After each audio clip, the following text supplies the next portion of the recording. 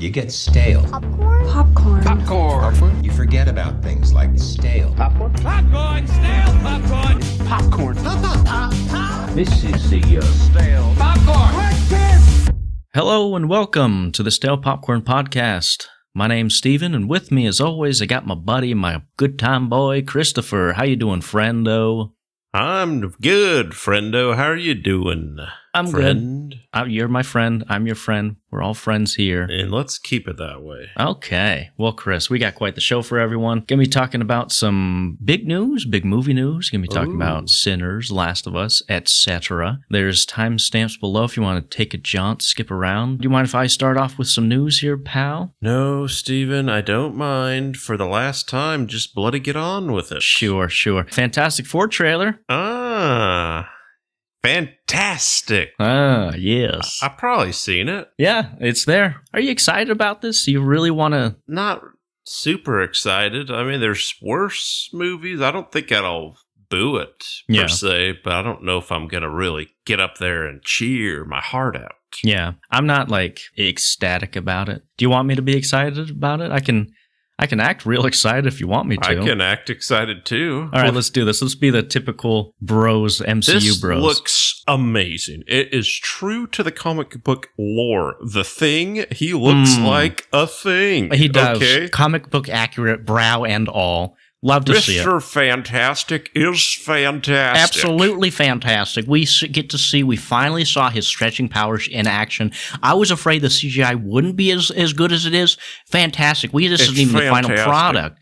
We finally get to see Julia Gardner's Silver Surfer. Let me tell you here. Some people, Chris, are complaining that it's a female. And me personally, since I'm an avid reader of the comics, I hate to break it to you, neckbeards. It's comic accurate. It is force. Oh, accurate. She's great. She's not gray. She's not white. She's silver. Let me Silver, tell you, a indeed, little silver yes. fox, if you ask me. Steve. Yes, you'd be correct in that assumption, Christopher. Don't even get me started on Invisible Woman. She is invisible. Exactly, and we see the powers forthwith. Are we done with this? Gosh. Who's the last one to flame on? I'm flaming on when I see him here. Oh, exactly. There's a He's shot got of his me butt. hot. Did you see that butt shot, Chris? Oh, yeah. Joseph Quinn. More like Joseph Wynn.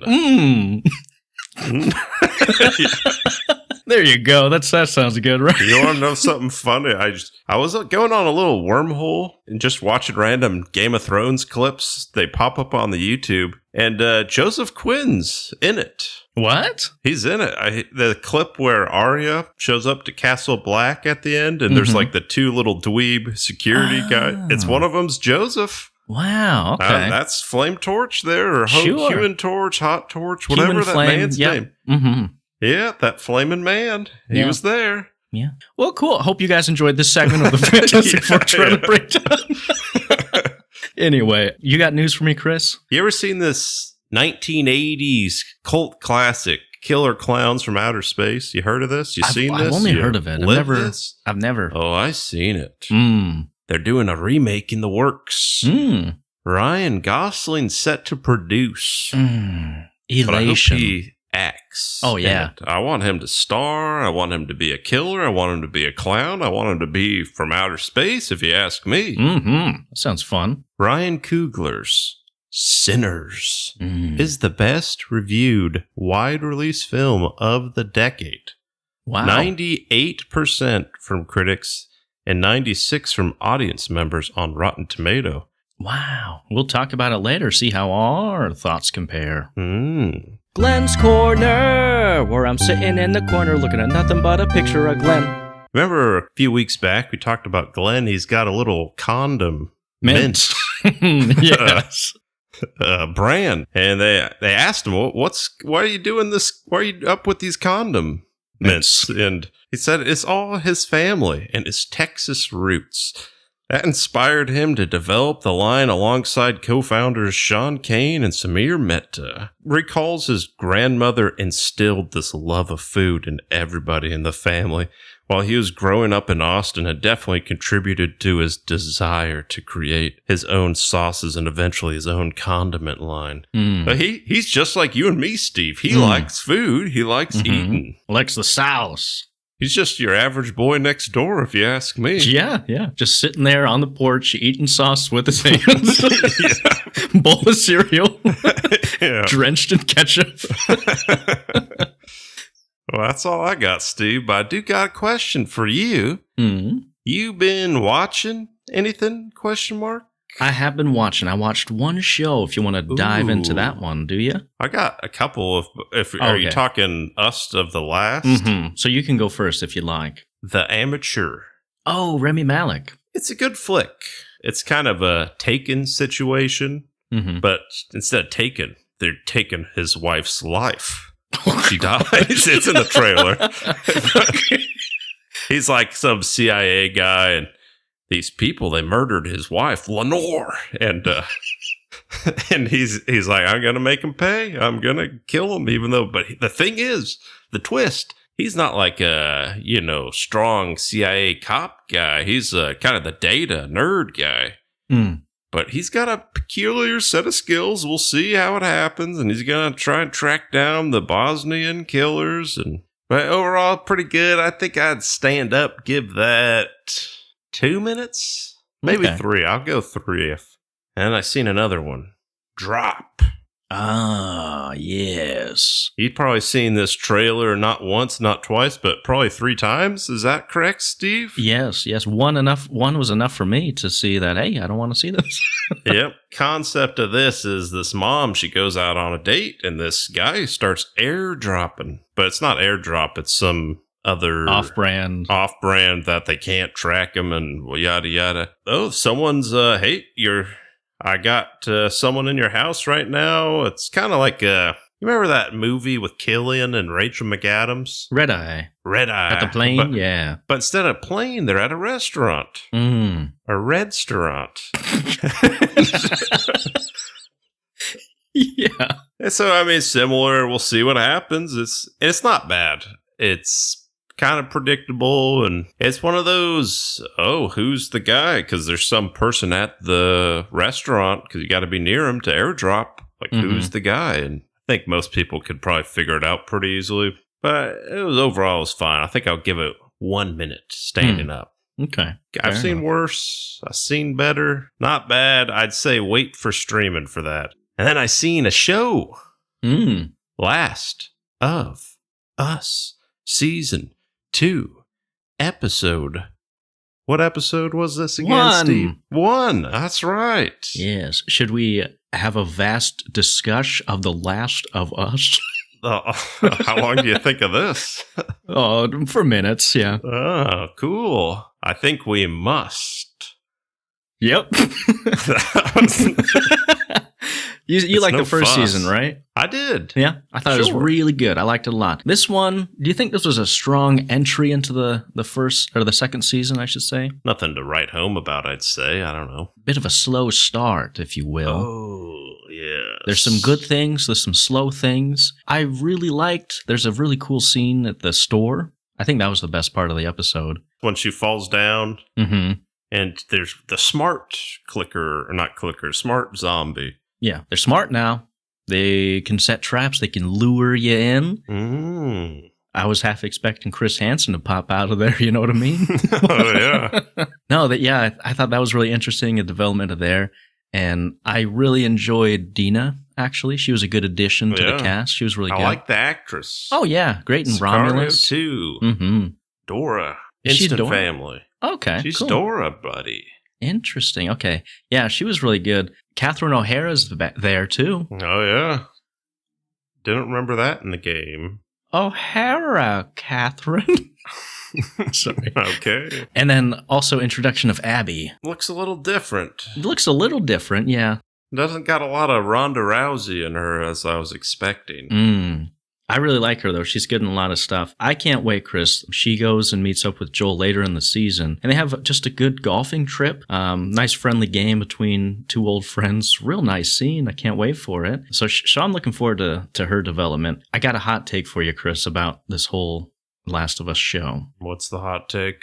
Lots of people are complaining about Ellie, the casting of Ellie. Yes. People are saying, she doesn't look like the game counterpart, whatever.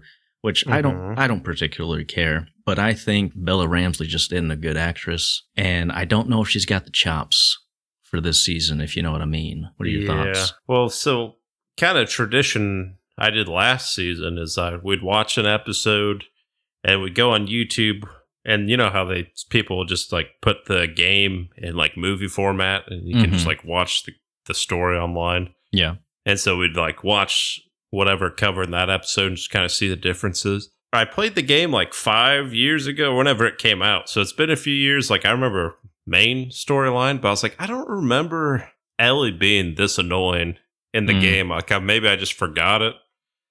And then I went back and I was just like, I watched like the first 30 minutes, and she definitely is not as annoying as the character in the show. Yeah. Like you could tell she's like, her and Joel, it's like a little awkward or whatever, but it's not like she hates him. Yeah, I don't really like Ellie. Like she's like, I think that's the main thing.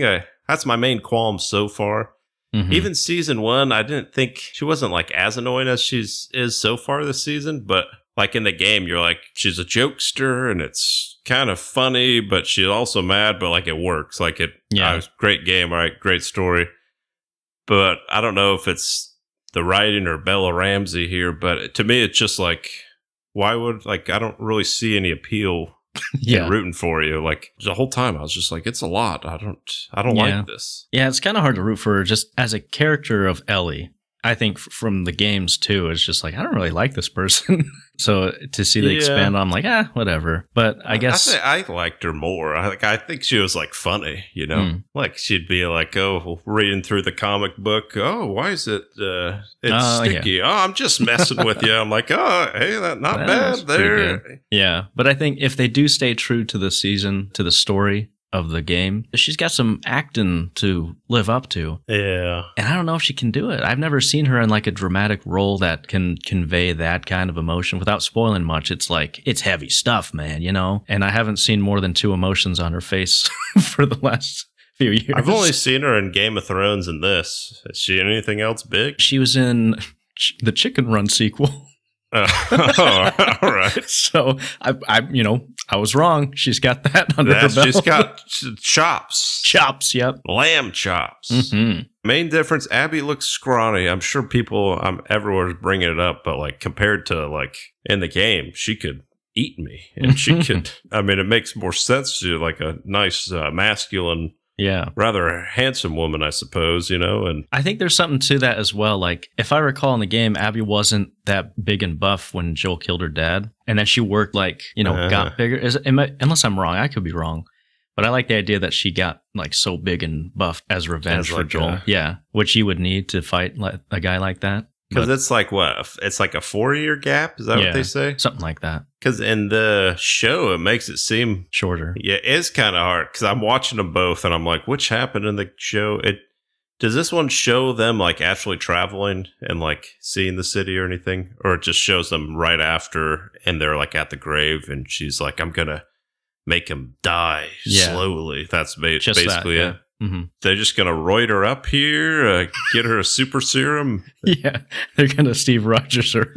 Yeah, because when I'm watching her, like when you look at that actress, she actually looks a lot like Ellie. Yeah. In my mind, I'm like, she actually would probably be a perfect cast for Ellie. Mm-hmm. We'll see how it goes, but I'm excited for next week. We'll see what happens. Mm-hmm. Well, Chris, should we dive red eyes first into the main course of this episode? Blue Eyes, Red Dragon. Yeah. Wait, what?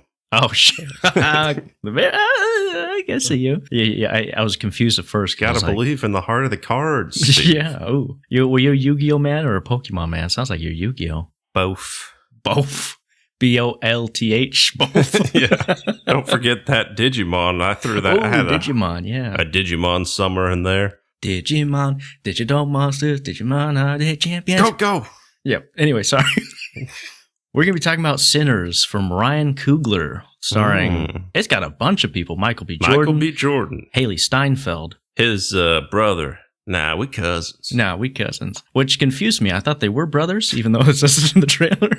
They are brothers. Oh, are they? Well, they confused me. I don't know. Or are they cousins? Comment below. I missed that part. I'm pretty sure they gotta be brothers. Right? We'll just give a quick little plot breakdown. No spoilers here. The less you know about it, the better, I'd say. Yeah, don't watch a trailer, I'd say. But so just a quick breakdown. You got two twin brothers, Michael B. Jordan and Michael B. Jordan. They are just high rollers. Really cool. They're cool guys, Chris. I want to, so cool, dripping with swag. Cousins. Yeah, they're cousins. They come back to their hometown of Mississippi to start again. They were in Chicago for a bit, and they build a juke club.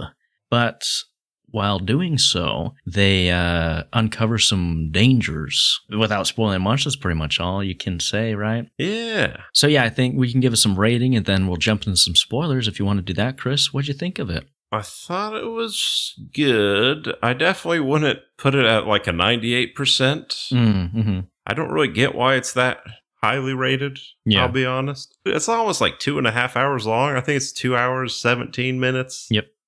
And you already know that's going to be one of my cons here. And it's particularly the first half of the movie really didn't need to be that long, and it drags. But there is like a good 45-minute straight where I'm like, I'm into it. I'm invested. Got great sound, great acting. There's a couple scenes where normally I'm the one that's just like, oh, brother, it's one of these kind of make-believe type things. But even I was like, that's pretty cool. All right. I get it. The dialogue was good. A lot of the things they say, I'm like, this is pretty good. Whoever wrote this, hey, hats off to you. So overall, I think I'd give it 3 minutes. Oh, okay. Fair enough. Fair enough. I could easily be swayed. I'll be honest. I just seen it just barely. You know, Chris, to be quite frank, I didn't really like it. Yeah. I loved it. Did you? I did. I really liked it, Chris. Oh, I thought it was great. You wouldn't like it. No. I don't think it's a 98. I think it's a bit overhyped. 96, 95. I said I'd stand up and give it a 5 or 6 minute. Oh, wow. I think it's right time, right place. It's hard because this year for movies has been rough. And this one, I think right now it's top charts for me. This is number one. Yeah. What are my other ones? Novocaine, The Gorge, Companion. They're all fine movies, but I think this one elevated for me. There's just a lot to like about it. And if you can go see it in theaters, I would say if you really want to splurge, go see an IMAX, because I didn't know how much cooler it was to see an IMAX. I watched some videos. I was like, dang, that looked a lot cooler to see an IMAX. And so I just saw a standard def. Yeah, I thought it was great. Best movie of the year so far. We'll see how that holds up. Let's dive into some spoilers here. We'll start with some cons and then some high notes. What do you got in terms of cons? The main twist is that there's vampires. Oh, yes, vampires. There's vampires. We're going to kill every last one of you. You know, that ain't your brother. Which it was a little speak no evilly, because the first trailer I saw of this, I don't think it showed anything with vampires. Like I was not getting a vampire vibe. I'm like, oh, it's like a 1900s Bonnie and Clyde type thing, but Michael B. Jordan and his I guess his gay lover brother. I guess if it's a Bonnie and Clyde here, but like one of those type of heisty moonshine lawless type movies. Oh, that looks pretty good. But then, they do another trailer where it's like vampires, which I'm not really a vampire man per se, but if it's like a surprise, I could get behind it. Yeah. For example, there was like a show I watched. Someone I can't remember. It was from the guy that did The Haunting of Hill House. Oh, yeah. Oh, I know exactly what you're talking about. He did a show, and like I didn't know anything about the show, and someone was just like, it's a good show, watch it. That one, I went in not knowing anything, and then if there's a twist where there's some vampires, I'm like, oh wow, I was not expecting that, and it was cool. I like the twist of a vampire. I don't like knowing it's vampires. You kind of know what's going to happen, and then particularly in the trailer, you know for a fact Michael B. Jordan, his brother, is going to turn into a vampire, so like that's not that, like there's no surprise there. And then Haliee also, Stienfeld, Haliee Steinfeld's going to be a vampire. And then, in the actual movie itself, like I feel like that was supposed to be a twist. And then it's like, well, obviously she's going to get bit here and then she's going to bite him. So another instance where the trailer just ruins things. I've found, Chris, I think my go-to thing in theaters, I sit as far away from people as possible and then just be on my phone during trailers or show up 20 minutes late, because I hate being spoiled. I tell you a thing or two, that's really grinds my feathers, ruffles my gears. I tell you what. Besides it being over 2 hours, you old prude, what other cons you have for it? But like the first hour to like hour 20 is just like them getting together trying to set up this juke. Yeah, juke club. It's interesting, but it's not. You know? Yeah, exactly. I'm like, it's not the worst, but the movie with the vampire and the turn there, like, I'm more interested in that. I don't know why you set all this up. To me, this would have been better if I didn't know that there's going to be vampires. If I'm like, this is kind of like a timepiece type thing. But I'm like, the whole time, I'm like, there's going to be vampires. Just get to the vampires. Who cares about this? Let's get there. I think it would have been better as a 3 or 4 part miniseries because the pacing is kind of like that. The first act is set up. The second act is like, okay. And then it does drag a little bit. Lots of setups. And I think,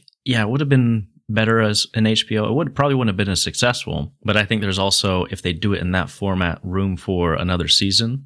Because I think there's room to tell some more stories. I don't know if you stayed for the end credits, did you? I left with random scenes. Is there an end credit, post credit? There's 2 end credits. Awkward. One of which is very important, yeah. Well, tell me what happens here. Well, so at the end, you see Preacher Boy, he gets out, right? Mm-hmm. And he's the only one to survive, and he's playing at a blues club. Well, I saw that. It was like 1992. Yeah. He's still rocking the guitar. He's still rocking, yep. It's the same guitar that he hit the vampire over the head with. He built it back up again. He goes to a bar, and he meets up, and he sees Michael B. Jordan and Haliee Stienfeld. Oh. Yeah, the two vampires that didn't die in the sunrise. So apparently when good Michael B. Jordan was about to kill his brother, he made bad Michael B. Jordan promise that he wouldn't kill Sammy. And so those two lived throughout the years and lived up to the 90s and had their whole adventures. So I see like they could be a spin-off series, but yeah, pretty important. And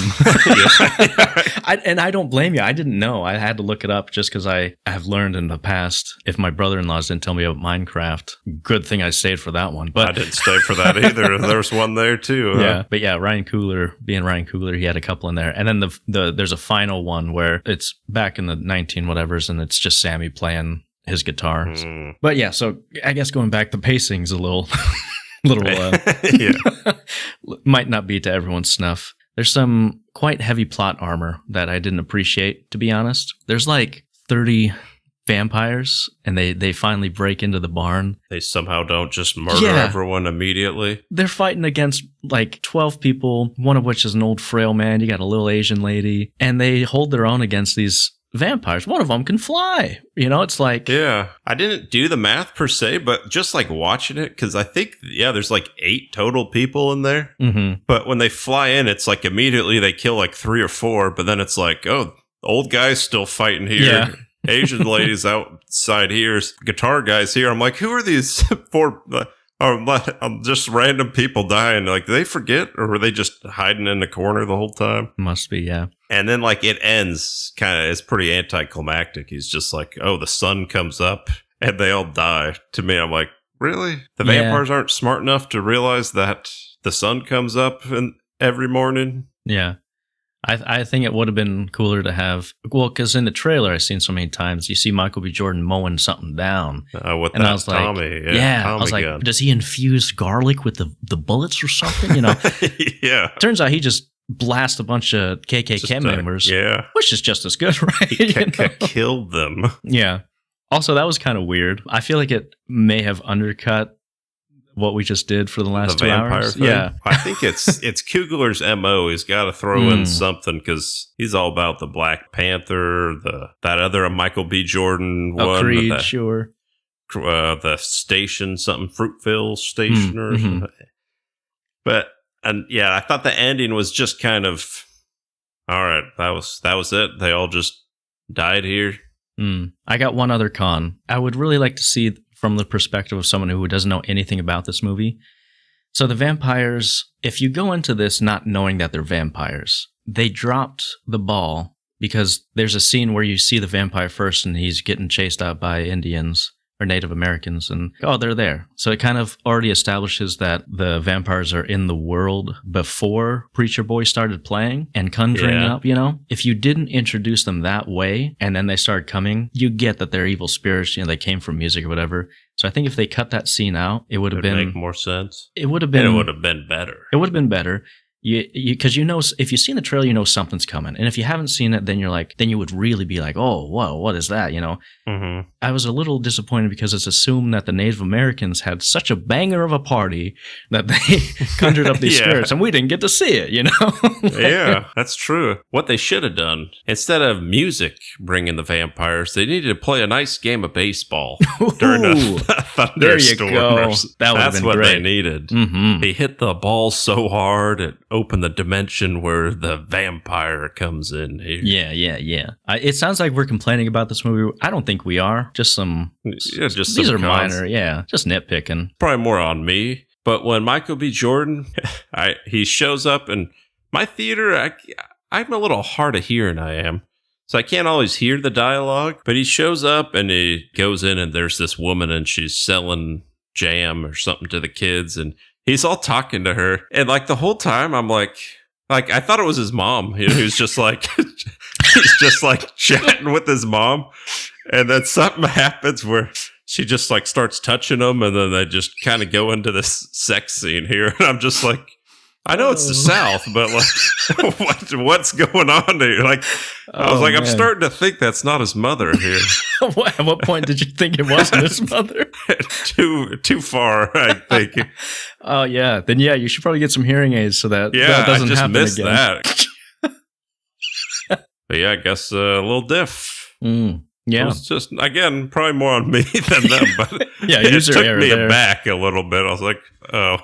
Mm-hmm. Well, you want to jump into some pros? Shoot. It's exciting. There's that 45 minutes with the actual vampires. And normally, like I said, I'm not a vampire douche myself. Just a regular one. But I was douching myself on this here when the vampires are there.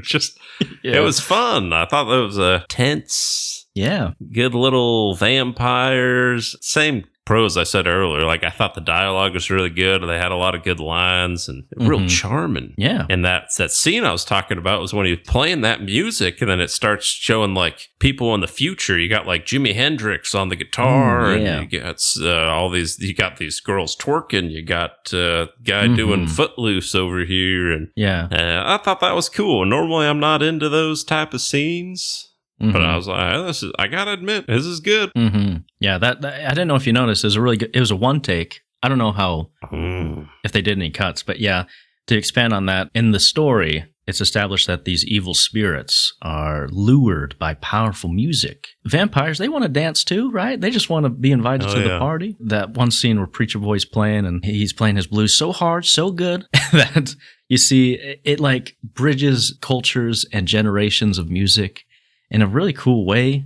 Ryan Coogler showed a bunch of different people dancing from past, present, future. Really cool just how visually, music can bring people together, but it's also that conduit for the spirits to come in. And I thought you would have hated that scene because at the end, you see the bloody what's real and what's not real, but I thought it was done very well. Yeah, no, I love the soundtrack of this. I have a playlist, Chris.